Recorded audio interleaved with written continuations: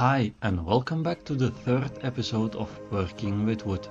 In this episode I'm building a rolling wood cart, a way to get all my sheet goods and offcuts off the floor and finally give them a proper home. The project starts by breaking down some OSB sheets. While I get started on making these cuts, let me explain why this cart was needed. The previous episode showed how awkward it was to handle sheet goods when they are stacked flat on the floor, or worse, when I tried balancing them against something that clearly wasn't meant for it. Flat stacking takes up a lot of space. You can't pile them high without a forklift, and if you need the board in the middle, good luck. That's where this cart comes in. This idea isn't new. Fix This, Build That, Shop Nation and many others all built their own version of rolling wood carts, and that gave me the idea to build one for my workshop too. The plan existed somewhere in the back of my mind when I ordered all those sheets of OSB and plywood, but without proper dimensions written down. Or that paper got lost, just like so many others before and after still. The bottom panel was made from a 24mm OSB sheet. Some of this sheet was already used in the previous episode for the long rails of the cutting grid, which is now functioning properly to support new cuts. At this moment in time, I still had styrofoam sheets in use to protect the cutting grid from getting cut into. That won't last much longer, trust me. A strip of about 15cm was cut from the sheet, leaving close to 85cm for the cart's bottom. That strip got cut in two, which would again be cut to make 4 center braces to support the sheets. These braces were to be cut at an angle, so the sheets would rest back slightly and not tip over easily.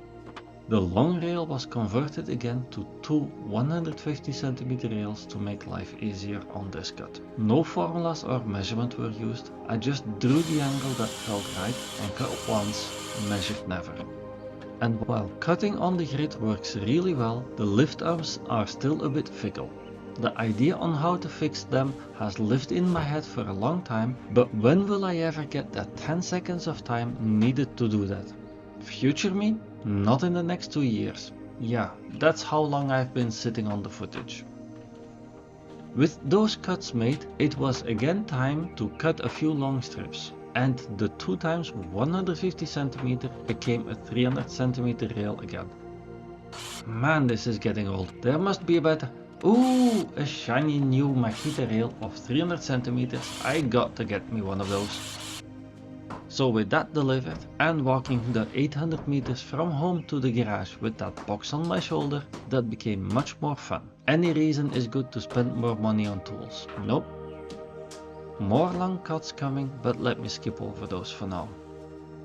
Besides storing the sheets, this cart seemed like the ideal place to keep all of my offcuts. Foreshadowing, I got a whole lot more of offcuts than I ever thought possible, and that offcut box would be a good support for the panel braces already cut. This narrow box would be 60cm high and 27cm deep, divided into 8 sections spaced however I saw fit at the time. With this setup, all the sheets will lean back slightly against these braces and the offcut box, keeping the weight pressed safely into the cart instead of tipping it over. To create the dividing panels, it was time to experiment a bit with the best way to get repeatable cuts on just this cutting grid. A long strip was clamped down on the covering sheet of OSB, allowing me to push OSB cutoffs against it and then cut them all at once at the 27cm mark. No real reason for that 27cm, it was just a hair narrower than the offcuts I had already made. This worked well enough and led to a similar attempt to get them all to 60cm length. First, the sections of 122cm got cut in half. Then all 6 boards got lined up and trimmed in one pass. And that worked. Don't you just love it when a plan comes together? To assemble this all, pocket holes was my obvious choice. Not the first time using this Kreg 720 Pro setup, as I built an entire kitchen with it already. Yes, it's still standing, don't worry, ask about it in the comments if you want. But it's the first time here in the workshop. Drilling out the pocket holes on the 60cm long board was done how I thought would be easy. Maybe I should just have taken out the Kreg 320 mini jig looking back now.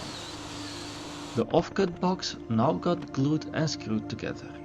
Getting into those narrow spaces wasn't easy, but the Bosch GSR 12V FlexiClick made life easier at least.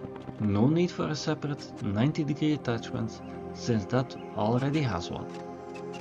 Time to get this heavy monstrosity to the ground now and get it rolling. I started with adding 6 swivel casters to the base.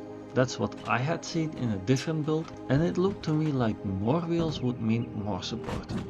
The reality was a bit different. With 6 swivels, the cart grab walked across the shop and it was impossible to steer straight. But that's a lesson I learned a few months further in. Removing 2 wheels later on made things a bit better, but with 4 swivels it still wandered instead of rolling straight. For a heavy cart like this, maybe a better setup would have been 2 fixed wheels and 2 swivels with brakes. Maybe I'll swap them out later, but that's the journey. Build, test, learn, and hopefully improve. If I do get them swapped, I'll be sure to let you know in the comments below. The braces now got the same pocket hole, screw and glue treatment, just a bit more boring holes to go. A spacer board was used for alignment and then the braces got put in place. But that did not feel enough. 4 long strips would be simply screwed without pre-drilling, oh so bold, to the braces for better support. Getting this all aligned was a bit of a challenge, or I just brain farted and went about it in a stupid way. But they all got installed in the end. And with the final long strip screwed to the bottom, it was all done for now. Time to stack all the sheets. About 30 cm of space was fully filled up with all my stock of OSB, MDF and plywood. A perfect fit. So that's my rolling wood cart done. One side for big sheet goods, another side for all, well, some of my small cutoffs. It's not perfect, it's surely not pretty, but it does free up a lot of floor space. Thanks for watching, and I'll see you in the next one. Keep on working with wood.